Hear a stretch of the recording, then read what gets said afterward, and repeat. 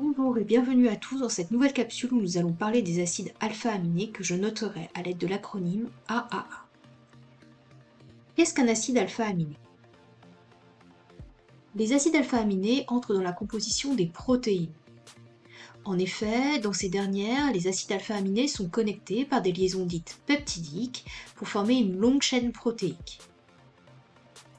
Les protéines sont construites à partir de 20 acides alpha-aminés. 8 sont dits essentiels, comme la méthionine ou encore l'isoleucine. Ils sont dits essentiels parce que l'homme ne les synthétise pas, ils doivent être apportés par l'alimentation. Les acides alpha-aminés sont des molécules polyfonctionnelles. Ça signifie qu'elles portent plusieurs fonctions. Regardons pour l'alanine et la glycine. Toutes deux portent un groupe amino, en bleu.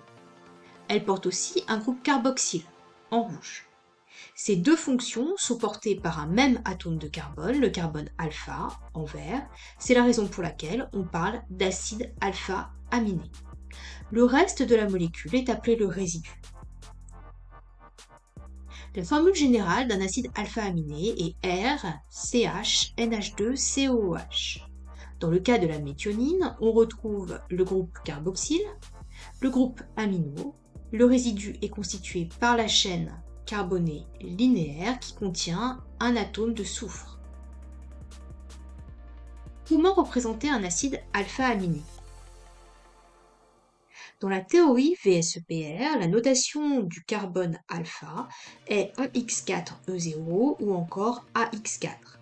Cela signifie que la géométrie autour de ce carbone est tétraédrique, l'atome de carbone étant au centre d'un tétraèdre.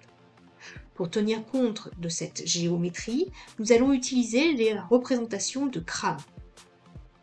Quelles sont les conventions de la représentation de Cram? La représentation de Cram permet de représenter sur une feuille les trois dimensions d'une molécule. Deux liaisons sont dans le plan. Elles sont représentées par un trait plein. Une liaison est vers l'arrière du plan. Elle est représentée par un trait en pointillé.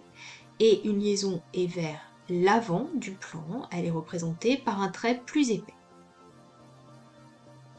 Représentons la molécule d'alanine à l'aide de la représentation de Cram. On retrouve exactement ce que le modèle moléculaire nous aurait permis d'obtenir. Il existe plusieurs représentations de Cram pour une même molécule. Pour cela, il suffit simplement d'une rotation autour de la simple liaison carbone-carbone. On voit bien à l'aide de cette animation que l'on retrouve différentes représentations de Cram pour une même molécule.